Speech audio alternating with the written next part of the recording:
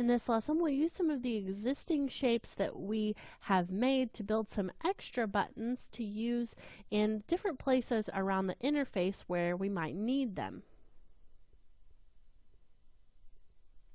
Okay, so this lesson is just going to be kind of a combination of taking some of these elements and just building up a few extra buttons for fun.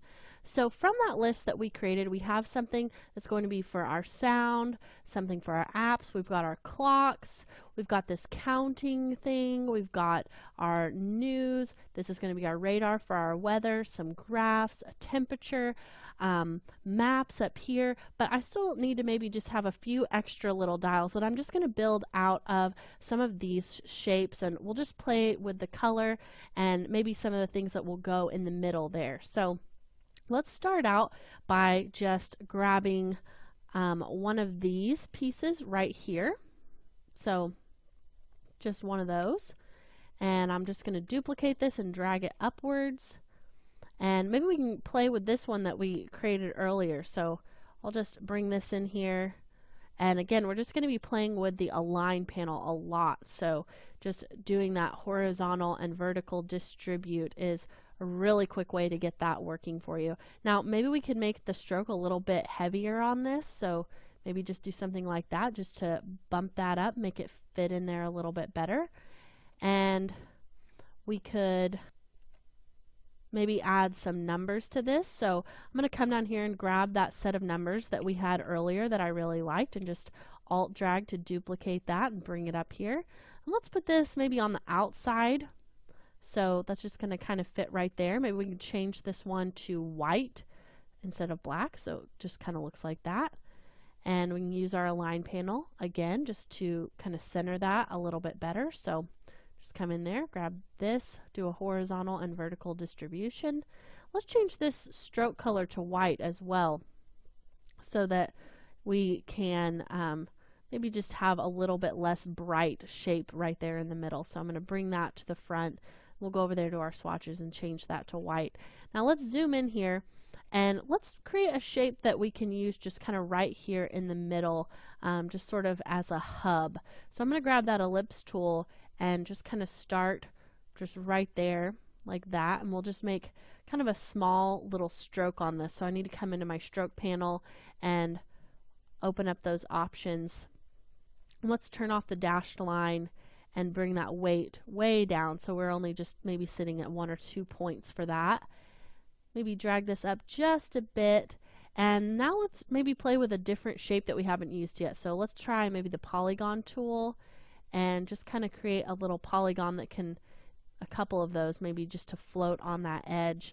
And we can change these to have maybe that orange color that we've been working with, change those to fills so they just kind of overlap just like that. Just really interesting shapes.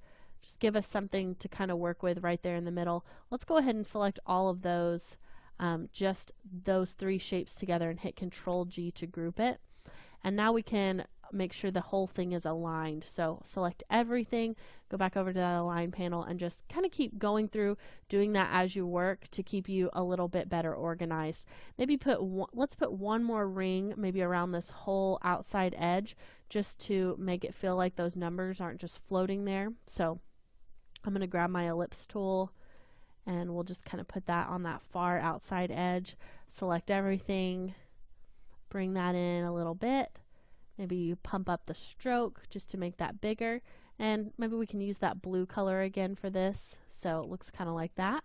And I think that looks great. It has a lot of variety. It feels way different from any of our other shapes, but still has that continuity because we're using similar pieces just to build that. So I'm going to select all of those, hit Control G to group it together, and let's go ahead and maybe make 1 or 2 more of those. So this time let's maybe start with this piece right here. So I'll just grab that and we'll drag this over here. Let's go to a place where maybe we have a little more room up here at the top. Just bring that up there. And I'm just holding Shift and Alt to scale that together. Now, those pieces right there kind of didn't line up to this anymore because when we scaled it up, they lost some of that because of how big the stroke is and the fact that that doesn't scale. So you may want to pump up that stroke a little bit just to let those touch that outside edge. And let's go ahead and make this one have a white outline, kind of like what we've used on some of our others. So I'll go ahead and just switch that color over. Let's grab that fan and use this. We haven't found a place for that yet, so we'll go ahead and put this just right here in the middle. I'm going to go ahead and select both of those outlines and hit Control G just to group those together. Now we can come over to our Align panel and do a horizontal and vertical align. And let's use some of our numbers again. So this time, let's maybe grab that set of numbers and we can duplicate those and bring those over here. I'm just going to put those right on top of the fan shape, and we can maybe scale this up a bit just to make that fit better. Do our horizontal and vertical align. And that's looking really nice. Maybe we want to change these numbers to be white as well so they're a little bit more readable once we get it on our dark background. Maybe we can scale that fan up just a bit too so it's closer to those numbers, maybe almost acting like it's an indicator for those. That might be a little bit too big, so just maybe kind of play around with the way that that is scaling. And then maybe let's grab this set of strokes and duplicate that. We can bring this over here, make that a little bit bigger just so it fits in there nicely. And it's probably just about time to do another distribution of that size there that you see.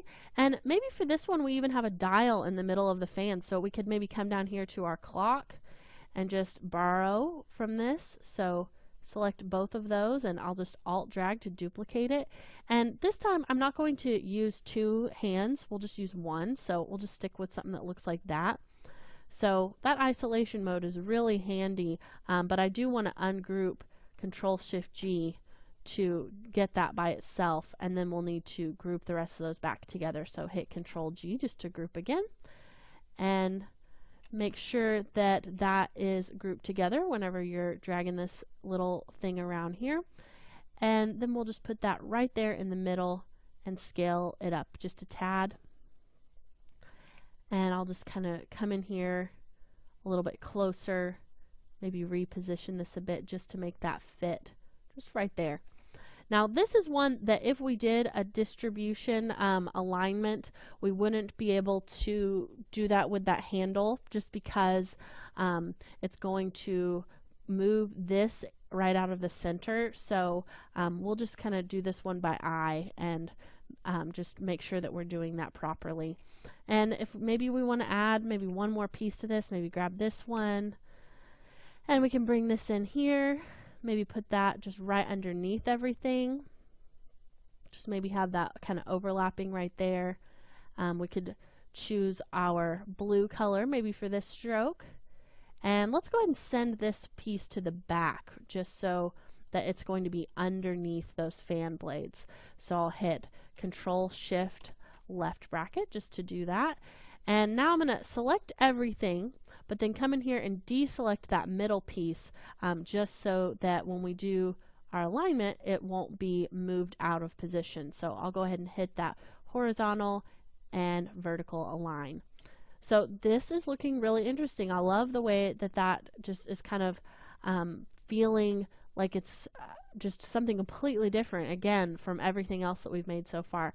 Maybe let's take the time just to build one more of those. We could use our triangle this time, so maybe we'll use these two pieces together. So I'll go ahead and duplicate one of these and we'll just bring it down here and kind of play in this lower corner here, maybe scale that up a bit.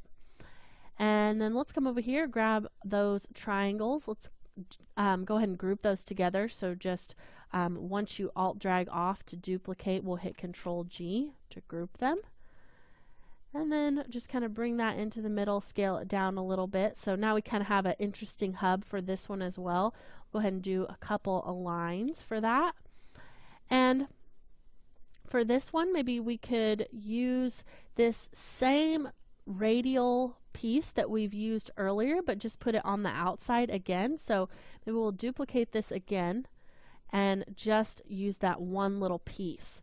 So I'm going to go ahead and bring this down here, and you'll see kind of how I'm about to do this in a moment. We'll just select everything, go ahead and do a couple distributions, and then we'll scale this way up.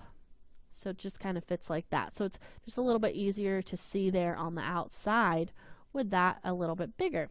And then maybe grab one of these. We can add that to the mix. So I'm just going to pull this down in here, scale it up just to kind of put it on the outside of those numbers.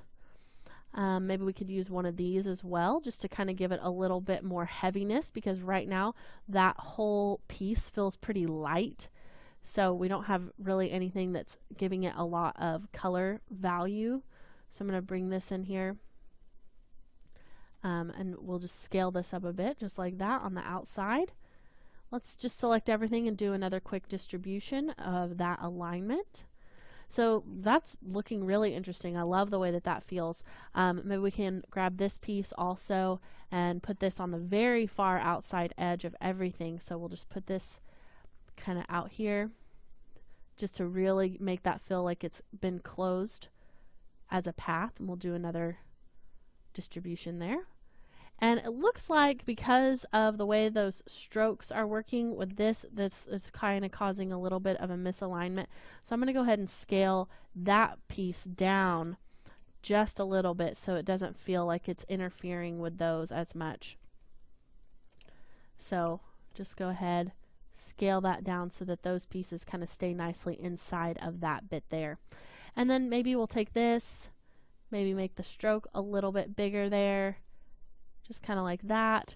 Maybe we want to even come into our dashed lines and change this from a 2-point dash to a 5-point. So it's just even a little bit heavier there again on the outside. So it's really up to you what you want that to look like. Maybe we could put some sort of shape kind of here in the middle, just like we did earlier. Now I don't want those to be stroked, so I'll go ahead and select both of those pieces there.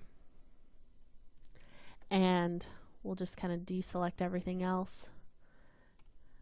I just want to make sure that I'm only selecting those bits there, and we'll go ahead and switch those to fills instead of outline. So it looks very, very different.